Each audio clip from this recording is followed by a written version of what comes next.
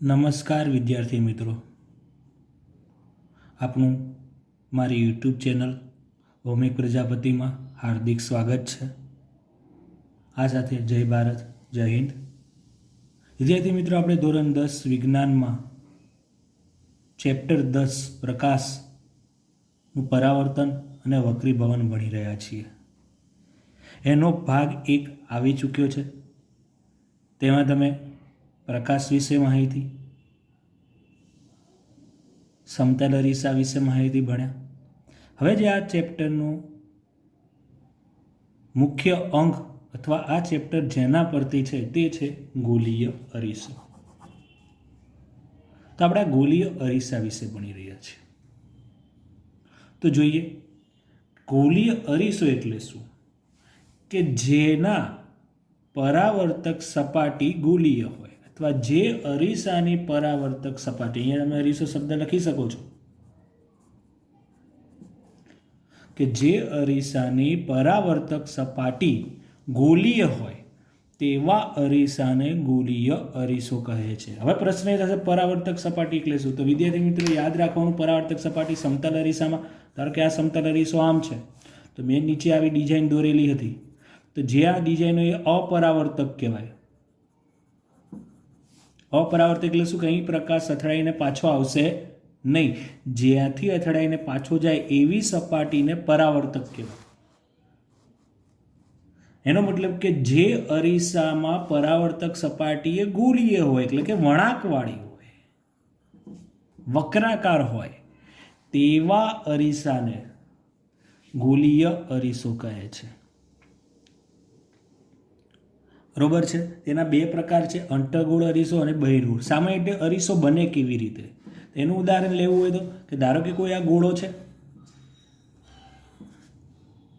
આ ગોળામાં હું આટલો ભાગ રાખું અને આટલો ભાગ કાઢી નાખું, તો તમે આ મેં આંગળી મૂક્યા પછી, આ પેન્સિલ મૂક્યા પછી સિવાયનો ભાગ જોઈશો તમે, તો વળાંકવાળો ભાગ છે, તો આ ભાગ જે છે એને આપણે અરીસો કહીએ। અને કેવો અરીસો કહીએ? ગોલીય અરીસો। ટૂંકમાં ગોલીય અરીસો ગોળ વસ્તુમાંથી બને, સામાન્ય માહિતી માટે, સમજણ માટે। એટલે ક્યાંક વ્યાખ્યા એવી પણ હશે કે જે અરીસાની ગોલીય પદાર્થમાંથી બનેલો હોય તેવા અરીસાને પણ ગોલીય અરીસો કહે છે। તેના બે પ્રકાર છે, અંતર્ગોળ અરીસો અને બહિર્ગોળ અરીસો। એની વ્યાખ્યા જોઈએ, અંતર્ગોળ અરીસો કે જે ગોલીય અરીસાની પરાવર્તક સપાટી, પરાવર્તક એટલે જ્યાં કિરણ પ્રકાશ થઈને પાછું આવે, એટલે આ ભાગ અંદર છે, બહારના ભાગમાં નથી, એટલે બહારના ભાગમાં મેં અપરાવર્તન દોર્યું છે, એટલે કે જે અરીસાની પરાવર્તક સપાટી અંદરની તરફ હોય તેને અંતર્ગોળ અરીસો કહે છે। અને બહિર્ગોળ અરીસામાં એનાથી ઉલટું થશે, કે જે ગોલીય અરીસાની પરાવર્તક સપાટી બહારની તરફ હોય તેવા અરીસાને બહિર્ગોળ અરીસો કહે છે। ફરીથી વ્યાખ્યા વિદ્યાર્થી મિત્રો જોઈએ, ગોલીય અરીસો કે જેની પરાવર્તક સપાટી ગોલીય હોય, અથવા જે અરીસાની પરાવર્તક સપાટી ગોલીય હોય તેવા અરીસાને ગોલીય અરીસો કહે છે। તેના મુખ્ય બે પ્રકાર છે, અંતર્ગોળ અરીસો અને બહિર્ગોળ અરીસો। અંતર્ગોળ અરીસો કે જે ગોલીય અરીસાની પરાવર્તક સપાટી અંદરની તરફ હોય, ઘણી જગ્યાએ એવું હશે કે કેન્દ્ર તરફ હોય।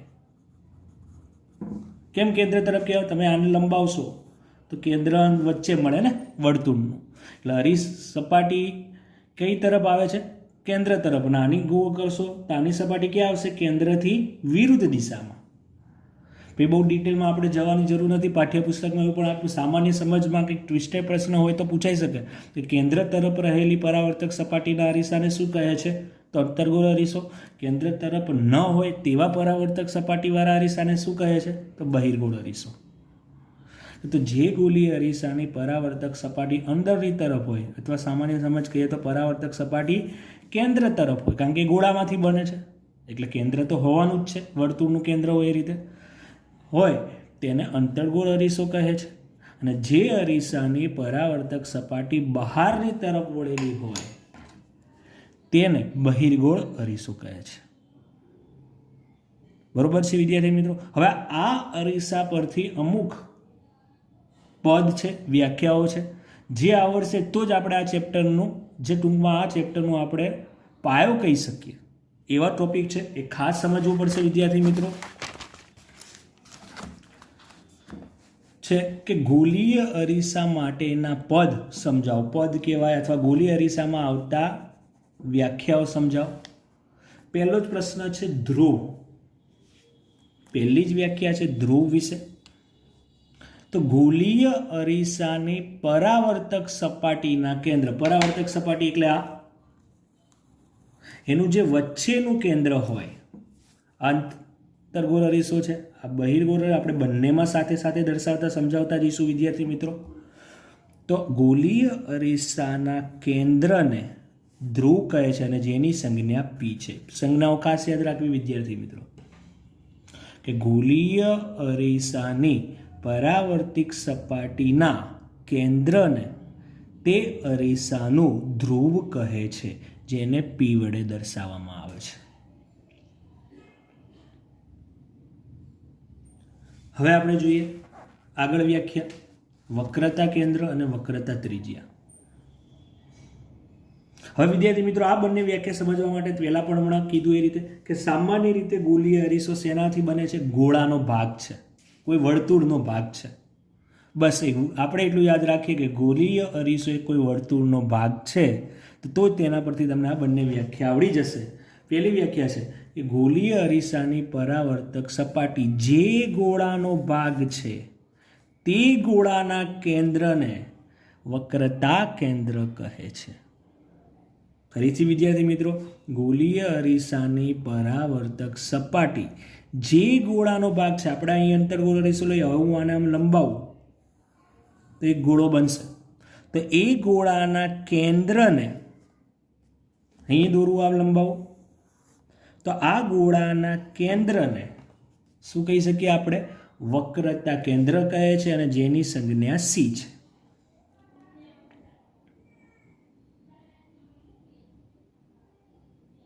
બરોબર છે?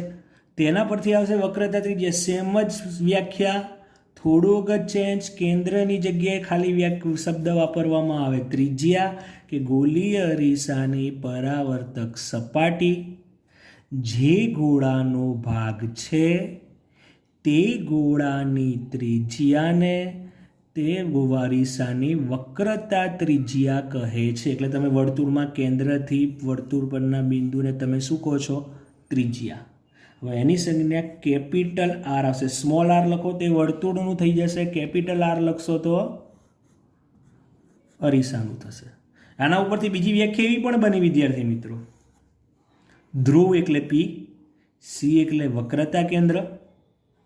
તો ધ્રુવ અને વક્રતા કેન્દ્ર વચ્ચેના અંતરને વક્રતા ત્રિજ્યા કહે છે, જેની સંજ્ઞા કેપિટલ આર છે. ખાસ વિદ્યાર્થી મિત્રો, ઘણી વ્યાખ્યા છે, ફરીથી ત્રણેય વ્યાખ્યા જોઈ લઈશું. ધ્રુવ કે ગોલીય અરીસાની પરાવર્તક સપાટીના કેન્દ્રને અરીસાનું ધ્રુવ કહે છે, જેને પી વડે દર્શાવાય છે. વક્રતા કેન્દ્ર, ગોલીય અરીસાની પરાવર્તક સપાટી જે ગોળાનો ભાગ છે તે ગોળાના કેન્દ્રને વક્રતા કેન્દ્ર કહે છે, જેની સંજ્ઞા સી છે.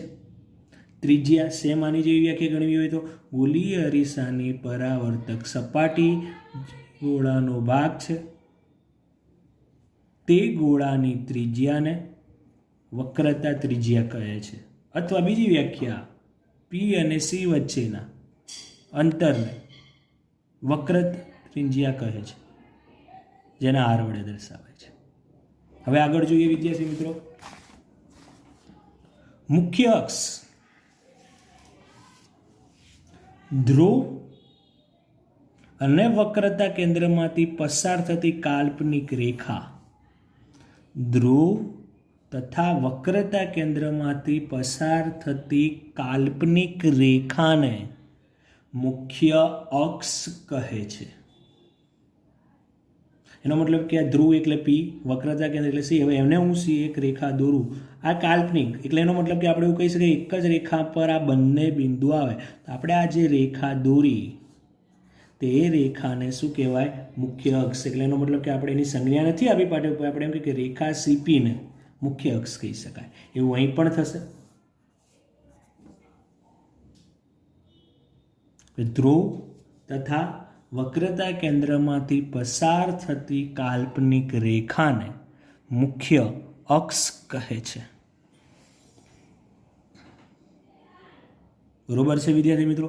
પછી આગળનો ટોપિક છે મુખ્ય ઇમ્પોર્ટન્ટ. આ વ્યાખ્યા ખાસ સમજવી. વ્યાખ્યા છે કે અરીસાના મુખ્ય અક્ષને સમાંતર, એટલે આપણે અહીં મુખ્ય અક્ષ જરૂર પડશે. હું દોરું છું,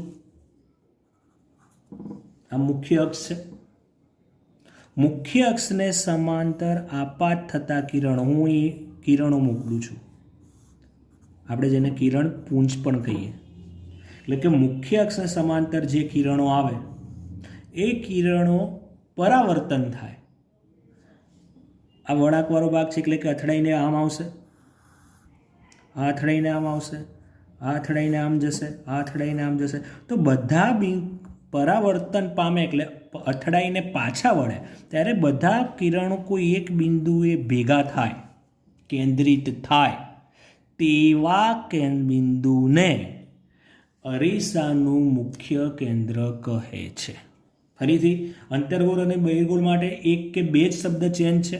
આપણે અત્યારે અંતર્ગોળ અરીસા વિશે મુખ્ય કેન્દ્ર જોઈ રહ્યા છીએ કે અરીસાના મુખ્ય અક્ષને સમાંતર આપાત થતા કિરણો, મુખ્ય અક્ષને સીધા આપણે આપાત કર્યા છે કિરણો, પરાવર્તન એટલે અથડાઈને પાછા પામે ત્યારે કોઈ બિંદુ આગળ કેન્દ્રિત થાય એટલે કે ભેગા થાય, તે બિંદુને તે અરીસાનું મુખ્ય કેન્દ્ર કહે છે.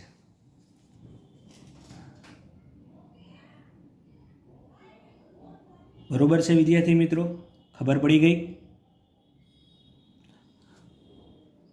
બહિર્ગોળમાં કેવી રીતે હશે? તો આ બહિર્ગોળ અરીસો દોર્યો છે, આપણે એમાં પણ મુખ્ય અક્ષ તો જરૂર પડશે. હવે કિરણો આ બાજુથી જ આપાત થવાના છે,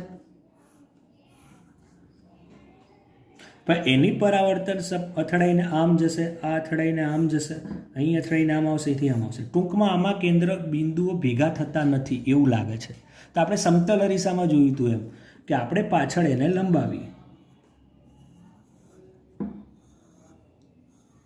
એટલે કે કોઈ બિંદુએ ભેગા થાય તેવું તો આપણે શું કરવામાં આવશે? આભાસ થાય. તેવા બિંદુને બહિર્ગોળ અરીસાનું શું કહે છે? મુખ્ય કેન્દ્ર. એટલે વ્યાખ્યા સમાંતર જ છે, ખાલી અહીંથી ચેન્જ થાય છે કે અરીસાના મુખ્ય કેન્દ્રને સમાંતર આપાત થતા કિરણ પરાવર્તન પામી જે બિંદુએ કેન્દ્રિત થાય, ત્યારે વચ્ચે અહીં એક શબ્દ ઉમેરી દો, તેવો ભાસ થાય અથવા ખાલી ભાસ થાય, તે બિંદુને બહિર્ગોળ અરીસાનું મુખ્ય કેન્દ્ર કહે છે. નહીં કીધું અંતર્ગોળ અરીસા. અને જો બંને ભેગી વ્યાખ્યા લખવી હોય તો ખાલી એમ કીધું મુખ્ય કેન્દ્રની વ્યાખ્યા સમજાવો, ચોખવટ નથી કરી કે અંતર્ગોળ કે બહિર્ગોળ. તો ફરીથી વિદ્યાર્થી મિત્રો એમાં ધ્યાન રાખશું કે અરીસાના મુખ્ય અક્ષને સમાંતર આપાત થતા કિરણો પરાવર્તન પામી જે બિંદુ આગળ કેન્દ્રિત થાય તથા તેવો ભાસ થાય, તે બિંદુને તે અરીસાનું મુખ્ય કેન્દ્ર કહે છે. ના ખબર પડે તો બંને વ્યાખ્યા લખી શકાય કે અરીસાના મુખ્ય અક્ષને સમાંતર આપાત થતા કિરણો પરાવર્તન પામી જે બિંદુ આગળ કેન્દ્રિત થાય તે બિંદુને અંતર્ગોળ અરીસાનું મુખ્ય કેન્દ્ર તથા જે બિંદુએ કેન્દ્રિત થાય તેવો આભાસ થાય તે બિંદુને બહિર્ગોળ અરીસાનું મુખ્ય કેન્દ્ર કહે છે. જે સમાન વસ્તુ છે થોડી કાપીને બંને મિક્સ એક ફકરા પણ લખી શકાય છે. તેની સંજ્ઞા કેપિટલ F આવશે. એનો મતલબ કે વિદ્યાર્થી મિત્રો આના પરથી એવું સમજવાનું કે આમાં ભેગા થતા તમે જોઈ શકો, એટલે કે અહીં એ વાસ્તવિક કહેવાય.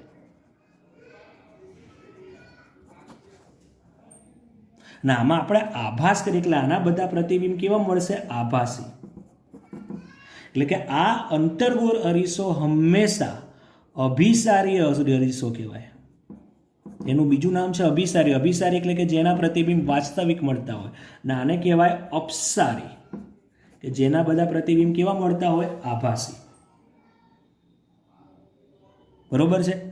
એનો મતલબ કે યાદ રાખવું કે અંતર્ગોળ અરીસામાં પ્રતિબિંબ કેવા મળશે? વાસ્તવિક, તમે જોઈ શકો તેવા. બહિર્ગોળ અરીસામાં કેવા પ્રતિબિંબ મળશે? આભાસી. તમારે આભાસ જ કરવાનો છે, તે વાસ્તવિક રીતે જોઈ શકાતા નથી, જેમ કે સમતલ અરીસામાં. હજી 2 વ્યાખ્યાઓ છે વિદ્યાર્થી મિત્રો, જોઈશું.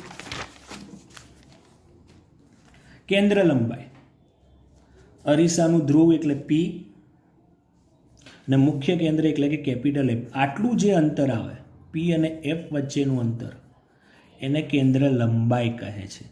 P અને F વચ્ચેનું અંતર, આટલી લંબાઈ, એને સ્મોલ f વડે દર્શાવાય છે. શેના વડે દર્શાવાય છે? Small f.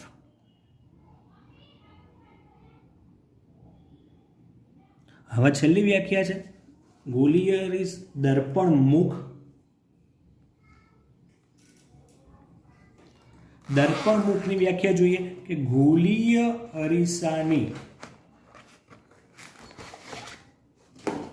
સોરી વિદ્યાર્થી મિત્રો, ફરીથી જોઈએ દર્પણ મુખની વ્યાખ્યા કે ગોલીય અરીસાની પરાવર્તક સપાટીના વ્યાસને દર્પણ મુખ કહે છે. ફરીથી વ્યાખ્યા જોઈએ વિદ્યાર્થી મિત્રો, ગોલીય અરીસાના વ્યાસને પરાવર્તક, આ ગોલીય અરીસો છે તો એની આ જે આખો વ્યાસ માપો, આટલું નાનું હતું એટલું વ્યાસ, તો આ જે લંબાઈ થઈ એને આપણે શું કહીશું? દર્પણ મુખ. કે ગોલીય અરીસાની પરાવર્તક સપાટીના વ્યાસને દર્પણ મુખ કહે છે. બરોબર છે વિદ્યાર્થી મિત્રો. આના ઉપરથી બીજી એક માહિતી યાદ રાખવી પડશે કે R એટલે વક્રતા ત્રિજ્યા હંમેશા કેન્દ્ર લંબાઈ કરતાં કેવી આવે છે? બમણી.